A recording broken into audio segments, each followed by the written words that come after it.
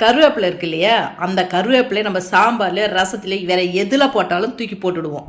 எல்லாருமே நம்ம அப்படி தான் செய்வோம். இல்லை இதில் தான் கருவேப்பிலையே ஒரு பொடியாக அரைச்சி சாப்பிட்லாம் தான் கருவேப்பிலை பொடியை அரைக்கிறதுக்கு ரெடி பண்ணிட்டேன். இது இட்லி தோசைக்கு எல்லாத்துக்குமே நம்மளுக்கு சாப்பிட நல்லா வரும். அதுக்கு தான் கடலைப்பருப்பு உளுத்தம்பருப்பு அதுவும் கூட காஞ்ச மிளகாய், அதுக்கப்புறம் இதெல்லாம் வறுத்து கொஞ்ச நேரம் வறுபட்டுன்னு மிளகு சீரகம் வெந்தயம் இதே அதை போட்டு வறுவருன்னு வறுத்துட்டு கொஞ்சம் புளி போட்டால் அவ்வளோ டேஸ்ட்டாக இருக்கும்.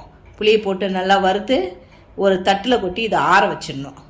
ஆற வச்சுட்டு அதே கடாயில் நம்ம கருவேப்பிலையை கழுவி ஆற வச்சு அதை இந்த கடாயில் சேர்த்துக்கணும். இதையும் கொஞ்சம் நல்லா வறுத்திங்கன்னா கொஞ்சம் ட்ரை ஆகிடும். இப்படி கையில் பிடிச்சி பார்த்தா நல்லா தூளாகிற மாதிரி இருக்கும்.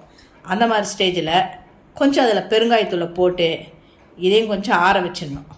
ஆற வச்சுட்டு எல்லாத்தையுமே சேர்த்து இப்போ மிக்சியில் போட்டு கரன்னு அரைச்சோம்னா கருவேப்பிலை பொடி ரெடி ஆகிடும். இதை சாத்து கூட கலந்து சாப்பிட்டு பாருங்கள், அவ்வளோ டேஸ்ட்டாக இருக்கும். முடி நிறைய கொட்டுதுன்னு சொல்கிறீங்க பாருங்கள், இந்த மாதிரி கருவேப்பிலை பொடி அடிக்கடி சாப்பிட்டு பாருங்கள், முடி கொட்டுறதே நின்றுடும்.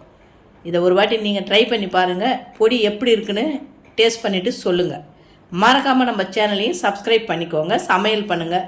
ரொம்ப ரொம்ப சந்தோஷமாக இருங்க. இந்த வீடியோ உங்களுக்கு பிடிச்சிருந்தா உங்கள் ஃபேமிலி அண்டு ஃப்ரெண்ட்ஸ் அண்டு ரிலேட்டிவ்ஸுக்கு ஷேர் பண்ணுங்கள்.